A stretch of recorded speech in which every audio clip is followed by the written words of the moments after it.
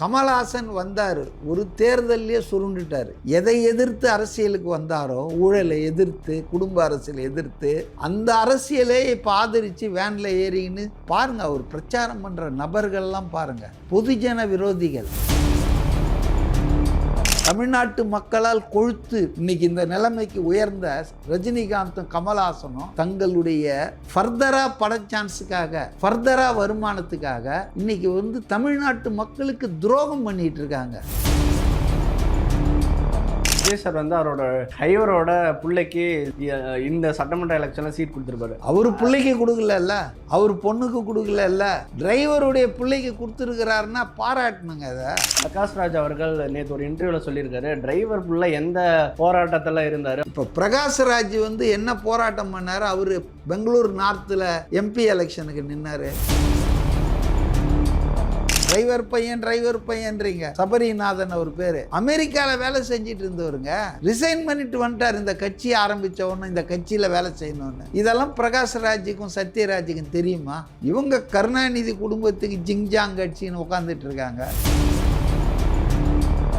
தேர்தல் நேரத்தில் எப்படி விஜயகாந்துக்கு வடிவேலுவை கூட்டின்னு படம் காட்டினாங்களோ, 5 கோடி கொடுத்ததா சொன்னாங்க அப்போ கலைஞர் விஜயகாந்தை திட்டுறதுக்கு. இப்போ இவங்கெல்லாம் எத்தனை கோடி வாங்கிட்டு வராங்கன்னு தெரியாது. சத்யராஜ் அவர்களும் நேற்று ஒரு கூட்டத்தில் பேசியிருக்காரு, விஜய் அவர்கள் ஏதோ ஆர்வ கோளாறுல வந்துட்டாரு, அமித்ஷாவோ பிரதமர் மோடியோ ஒரு சொன்னா போதும் விஜய் வீட்டை விட்டே வெளியேற மாட்டாரு, அவர் உள்ளே ஓடி ஒளிஞ்சுப்பாரு. இவர் என்ன பண்ணுவார்? அமித்ஷாவை போய் சட்டையை பிடிப்பாரா சத்யராஜ்?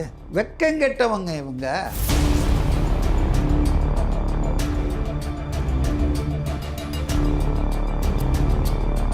ஒரு 6 மாதத்துக்கு முன்னாடி ஒரு மாதிரி இருந்திருக்கும், கட்சி ஆரம்பித்தப்போ ஒரு மாதிரி இருந்திருக்கும், ஒன்றும் இல்லை ஒரு போன 2 மாதங்களுக்கு முன்னாடி கூட ஒரு மாதிரி இருந்திருக்கும். இப்போ விஜய் உண்டான மக்கள் அலை, மக்கள் சப்போர்ட் எப்படி இருக்குன்னு நினைக்கிறீங்க? இல்லைங்க, அதாவது இது ஏதோ நேற்று இன்னைக்கு வந்ததாக நாம் நினைக்கிறோம். நம்ம கண்ணுக்கு தெரியாமல் தான் நான் சொன்னேன், silent wave building up in Tamil Nadu for several months இது நடந்துருக்குதுங்க.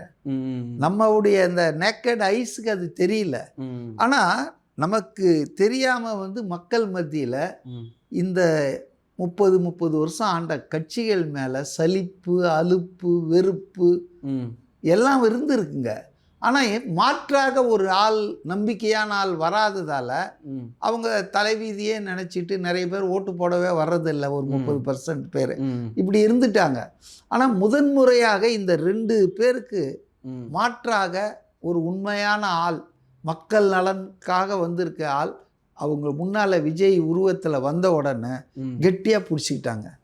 இப்போ விஜய்க்கு தமிழ்நாடு பூரா கிடைக்கிற இந்த ஆதரவும் இந்த சப்போர்ட்டும் ஜஸ்ட் பிகாஸ் அவர் ஆக்டர்ன்றதால கிடைக்குதா? கண்டிப்பாக இல்லை. ஏன்னா பல ஆக்டர்கள் வந்தார்கள். சிவாஜி கணேசனை விடவா? சிவாஜி கணேசன் அரசியலில் மிகப்பெரிய தோல்வி அடைஞ்சார். ரஜினிகாந்த் பயந்தே ஓடிட்டாரு. சூப்பர் ஸ்டார்ன்றாங்க. அவரு உடல்நிலையெல்லாம் சும்மா கதைங்க. அவரு இதை எதிர்கொள்ள முடியல, அழுத்தத்தை அவரால். கமல்ஹாசன் வந்தார், ஒரு தேர்தல்லையே சுருண்டுட்டார். எதை எதிர்த்து அரசியலுக்கு வந்தாரோ, ஊழலை எதிர்த்து, குடும்ப அரசியலை எதிர்த்து, அந்த அரசியலே இப்போ ஆதரித்து வேனில் ஏறின்னு பாருங்க. அவர் பிரச்சாரம் பண்ணுற நபர்கள்லாம் பாருங்க, பொதுஜன விரோதிகள், மக்கள் விரோதிகள். கரூர் துயரத்துக்கு சம்பந்தமான செந்தில் பாலாஜி 5 கட்சி மாறி இன்னைக்கு டாஸ்மாகில் லட்சம் கோடி அடித்ததாக குற்றஞ்சாட்டப்பட்டு ஜெயிலுக்கு போனவர், போக்குவரத்து துறை அமைச்சராக இருக்கும்போது டிரைவர் வேலை, கிளீனர் வேலை, கண்டக்டர் வேலைக்கு லட்சக்கணக்கில் லஞ்சத்தை வாங்கிட்டு வேலையும் கொடுக்காம அவங்க கோர்ட்டு கேஸ் போட்டு ஜெயிலில் 1 வருஷத்துக்கு மேலே இருந்து மந்திரி பதவியை இழந்தவர் தான். ஆனால் அவர் அதிமுகவில் இருக்கும்போது அவரை ஊழல் பெருச்சாலின்னு சொன்ன முதல்வர் ஸ்டாலின் கரூரில் போய் அவங்க கட்சி திமுகவுக்கு அவர் வந்துட்டோன்னு புனிதராயிட்டார். ஜெயிலுக்கு போயிட்டு வந்தவொன்னே லஞ்ச ஊழல் வழக்கில் ஜெயிலுக்கு போயிட்டு வந்து உடனே தியாகின்னு பட்டம் கொடுத்தாரு. ஸோ இப்படிப்பட்ட ஒரு மோசமான ஒரு ஆள், கரூர் துயரத்துக்கு முக்கிய காரணம்னு மக்களால் நம்பப்படுபவர், 41 பேர் மரணத்துக்கு காரணம் ஏற்க வேண்டியவர் என்று மக்களால் கருதப்படுபவர், இன்னைக்கு அவருக்கு ஆதரவாக செந்தில் பாலாஜிக்கு ஆதரவாக கமல்ஹாசன் போன்றவர்கள் பிரச்சாரம் பண்ணி தங்களுடைய செல்வாக்கை தாங்களே புதைக்குழியில் போட்டுக்கிட்டு இருக்காங்க. அதே மாதிரி தான் சேகர் பாபு. ம். சேகர் பாபு வந்துங்க அதிமுகவில் இருந்தார், அப்புறம் அங்கே துரோகம் பண்ணார், ம். திமுகவுக்கு வந்தார். திமுகவில் கிச்சன் கேபினெட்டை போய் உள்ளே உக்காந்துக்கிட்டு ம். அவன் துர்கா ஸ்டாலின் அம்மா மூலம் அவர் வந்து சிஎம்டிஏ வாங்கினார். அறத்துறை அமைச்சர், அறநிலையத்துறையில் ஒன்றும் பண்ண முடியலன்னு சிஎம்டிஏ வாங்கினார். அப்புறம் சென்னை மாவட்டத்துக்கே நான் தான் அமைச்சர்னார். அப்புறம் கார்ப்பரேஷனில் மிகப்பெரிய அளவுக்கு முறைகேடுகள், ஊழல்கள். அதில் தான் இந்த குமரகுருபரன் ஐஏஎஸ் ஆஃபீஸர்லாம் லிங்க்கு. அந்த ஆளை தூக்கின்னு வந்து சென்னை மாவட்டத்துக்கு தேர்தல் அலுவலராக போட்டு வச்சுருக்காங்க. அவர் சேகர் பாபு பாக்கெட்டில் இருந்துன்னு தான் செயல்படுவார். ஆக அந்த சேகர் பாபு பெண்களுக்கு எதிராக தாவேகா பெண்கள் ஏதோ சர்வே எடுக்க போனால் அவங்கள கடுமையாக தாக்கினவர். அதனால தான் வேறு வழி இல்லாமல் வட சென்னையில் சேகர் பாபுவின் அடாவடியும் அராஜகத்தையும் முறியடிக்கிறதுக்கே தான் பெரம்பூருக்கே போட்டி போடணும் முடிவு எடுத்தாருங்க விஜய். அதனால் இன்றைக்கி வந்து அப்படிப்பட்ட ஒரு மோசமான மனிதர் சேகர் பாபு, அவருக்கு ஆதரவாக கமல்ஹாசன்லாம் வந்தாங்கன்னா அப்போ இவ்வளோ நாள் அவங்க பேசின கொள்கைகள், கோட்பாடுகள் எல்லாம் எல்லாத்தையும் விலை பேசி விற்றுட்டாங்க போலது. ஃபார் ஏ காஸ்ட் எது ஒன்றா செய்வாங்க. காசுக்காகவும் ஃபிலிம் சான்ஸுக்காகவும் ரெட் ஜெயண்ட்டுக்கு நிறையா படம்லாம் ரிலீஸ் பண்ணோம், சன் மூவிஸ் எடுக்கும். இதுக்காக மனசாட்சியை விற்றுட்டு கமல்ஹாசனும் ரஜினிகாந்தும் தமிழ்நாட்டு மக்கள் தான் அவங்கள இன்றைக்கி இந்த நிலைக்கு ஆளாக்கியிருக்காங்க. நீங்கள் பாருங்கள், தமிழ்நாட்டு மக்கள் என்னை இந்த நிலைமைக்கு ஆளாக்குனாங்கன்னு சொல்லி நன்றி கடன் செலுத்த ஒரு ஆள் இந்த வாழ்க்கையை தூரத்து போட்டுட்டு வராரு விஜய். ஆனால் தமிழ்நாட்டு மக்களால் கொழுத்து இன்றைக்கி இந்த நிலைமைக்கு உயர்ந்த ரஜினிகாந்தும் கமல்ஹாசனும் தங்களுடைய ஃபர்தராக பட சான்ஸுக்காக, ஃபர்தராக வருமானத்துக்காக இன்றைக்கி வந்து தமிழ்நாட்டு மக்களுக்கு துரோகம் பண்ணிகிட்டு இருக்காங்க. ரஜினிகாந்தாவது பரவாயில்ல, வாயை மூடிட்டு இருக்கிறாரு. கமல்ஹாசன் வந்து தேர்தல் காலத்தில் வந்து திமுகவுக்கு ஆதரவாக பிரச்சாரம் பண்ணுறாரு. இது எப்படியாப்பட்ட துரோகங்க தமிழ்நாட்டு மக்களுக்கு. அப்போ அவங்க பேசுனதுன்னா இவ்வளோ நாளாக பண்ணது, பேசுனது, சொன்னது எல்லாமே ட்ராமா தான், மக்களை ஏமாற்ற அவர்கள். ஆனால் இனி வந்துங்க அவங்க முகமூடியெல்லாம் கிழிஞ்சிடுச்சுங்க. அதனால் இன்றைக்கி என்னை பொறுத்தவரையிலே விஜய் இஸ் நம்பர் 1 பொலிட்டீஷியன் இன் தமிழ்நாடு. அது வந்து திருச்சியில் கூட்டம் வந்தது, திருவள்ளூரில் கூட்டம் வந்தது, கன்னியாகுமரியில் கூட்டம் வந்தது, ஈரோடில் வந்தது, கோயம்புத்தூரில் வந்ததுன்றதால இல்லை, ஒட்டு மொத்தமாக கிராமம், நகரம், குக்கிராமம் எல்லா இடத்துலையுமே இன்றைக்கி மாற்றத்துக்கான பிரதிநிதியாக மக்கள் காண தொடங்கி விட்டார்கள். சமீபத்தில் ஜூனியர் விகடன் ஒரு கருத்து கணிப்பு கூட எடுத்தாங்க. அதில் 62% மக்கள் மாற்றம் வேணும், இன்றைக்கு இருக்கிற ஆட்சியாளர்கள் அகற்றப்பட வேண்டும் என்று சொல்லியிருக்கிறதா ஒரு தகவல் வெளிவந்ததை பார்த்தேன் நான். ஸோ அந்த மாற்றத்தை மக்கள் விரும்புகிறார்கள். அந்த மாற்றத்தின் கருவியாக விஜயை பார்க்குறாங்க. அப்போ அவர் சொல்லியிருக்கிற உறுதிமொழிகள், வாக்குறுதிகள்லாம் கூட பார்த்தீங்கன்னா ரொம்ப மனிதநேயம் மிக்கவை, தமிழ்நாட்டு மக்களின் நலனில் அக்கறை கொண்டவையாக இருக்குது. உதாரணத்துக்கு இந்த இளைஞர்கள் சொல்லுவோம். இன்றைக்கி நம்ம தமிழ்நாட்டு இளைஞர்கள் மிகவும் பாதித்திருக்கிறது எதுனா, ஒன்று வேலையில்லா திண்டாட்டம், இன்னொன்று போதை கலாச்சாரம். போதை கலாச்சாரம் ஏதோ டாஸ்மாக் சொல்கிறேன்னு நினைக்காதீங்க. இன்றைக்கி வந்து கஞ்சா, அபின்னு என்னென்ன உண்டோ அத்தனையும் உள்ளே வந்துடுச்சு. எப்படி உள்ளே வருது? காவல்துறையினுடைய துணை இல்லாமல், ஆளும் கட்சி பிரமுகர்களினுடைய உதவி இல்லாமல் வெளிமாநிலங்கள்லேருந்து இந்த போதைப் பொருட்கள் உள்ளே வர்றதுக்கு வாய்ப்பே இல்லை. அரசின் துணையின்றி இது நடக்காது. ஆனால் இன்றைக்கி போதையில்லா தமிழகத்தை உருவாக்குவோம்னு முதல்வர் ஸ்டாலின் போடுற அளவுக்கு போதை கலாச்சாரம் தமிழ்நாட்டை ஆட்டிக்கிட்டு இருக்கு இளைஞர்களை. அதனால் குற்றங்கள் அதிகமாகுது. இளைஞர்கள் வந்து பாழாகிறாங்கன்றது மட்டும் இல்லை, பெண்களுக்கு எதிரான குற்றங்கள், தலித் மக்களுக்கு எதிரான குற்றங்கள், வன்மங்கள் அதிகமாகுது.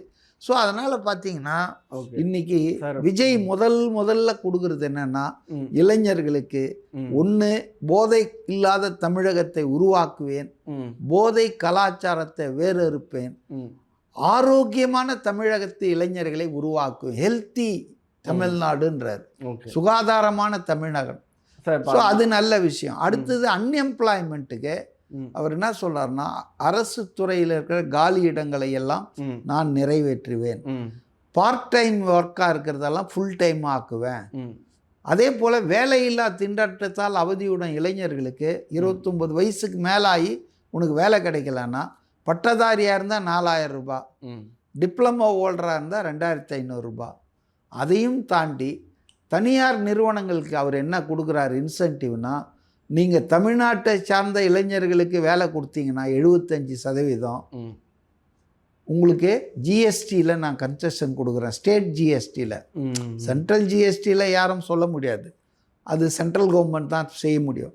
ஸ்டேட் ஜிஎஸ்டியில் கன்செஷன் கொடுக்குறேன், இபி கட்டணத்தில் உங்களுக்கு நான் சலுகை கொடுக்குறேன்னு சொல்லியிருக்காரு. ஸோ இது மாதிரி ரொம்ப பாயிண்டடாக சொல்கிறாரு. இல்லை, அதை விட முக்கியம், இன்னைக்கு உலகத்தில் வந்து பேசும் பொருளாக மாறி இருக்கிறது ஆர்டிஃபிஷியல் இன்டெலிஜென்ஸ், செயற்கை நுண்ணறிவு. ஒரு காலத்தில் கம்ப்யூட்டர் சயின்ஸுக்கு தான் அப்படி ஒரு மவுஸ் இருந்தது. இன்றைக்கி எல்லாமே ஏஐ, ஆர்டிஃபிஷியல் இன்டெலிஜென்ஸ் ஆயிடுச்சு. அதை பற்றி எந்த அரசியல் கட்சிக்கும் ஒரு சிந்தனை இல்லை, ஒரு பார்வை இல்லை. ஆனால் விஜய் பார்த்திங்கன்னா தாவேகா சார்பு வெளியிட்ட அறிக்கையில் ரொம்ப ரொம்ப சந்தோஷமாக இருக்குது. ஒரு பக்கம் நமக்கு இப்படியெல்லாம் சிந்திக்கிற ஒரு ஆள் அரசியல் தலைவராக வந்திருக்கிறார, மக்களை வெறும் காசு பணம் கொடுத்து விலைக்கு வாங்கிடலாம், ஜாதி மத அடையாளங்களை வச்சு ஆதரவாக திரட்டலாம், பத்திரிகைலையும் டிவிலையும் யூடியூப்லையும் விளம்பரம் செலவு பண்ணி மக்கள் மனசை மாற்றிடலான்னு நினைக்காம மக்களுக்கான திட்டங்கள், ஆக்கப்பூர்வமான யோசனைகளை சொல்கிற ஒரு ஃபஸ்ட்டு ஒரு பொலிட்டீஷியனாக நான் பார்க்குறேன் சமீப காலத்தில். அவர் என்ன சொல்லியிருக்காருன்னா, மாநில அரசில் நாங்கள் ஆட்சிக்கு வந்தால் ஆர்டிஃபிஷியல் இன்டெலிஜென்ஸுக்கு ஒரு தனி டிபார்ட்மெண்ட்டை உருவாக்குவோம்ன்றார். அதே போல் ஒரு யூனிவர்சிட்டியே ஆர்டிஃபிஷியல் இன்டெலிஜென்ஸ், அதாவது பல்கலைக்கழகம், அதை நாங்கள் உருவாக்குவோன்றாரு. இப்போ இதெல்லாம் வந்துங்க இளைஞர்களுக்கான வழிகாட்டல்கள், இளைஞர்களுக்கான பாதைங்க. இதை வந்து அவர் ரொம்ப தெளிவாக செஞ்சுருக்காரு. அதே போல் பெண்களுக்கு பார்த்தீங்கன்னா ரொம்ப ரொம்ப சொல்லியிருக்காரு. இந்த 6 சிலிண்டர் இருக்கு பாருங்கள், வருஷத்துக்கு ஃப்ரீயாக கொடுக்குறேன்னுது மிகப்பெரிய அளவுக்கு பெண்களுக்கு உதவும். ஏன்னா நான் அடிக்கடி சொல்கிற மாதிரி இன்னைக்கு மொபைல் கேஸ் ஸ்டவ் இல்லாத வீடோ பெண்களோ கிடையாது, பயன்படுத்தாத பெண்கள் இருக்காங்களா?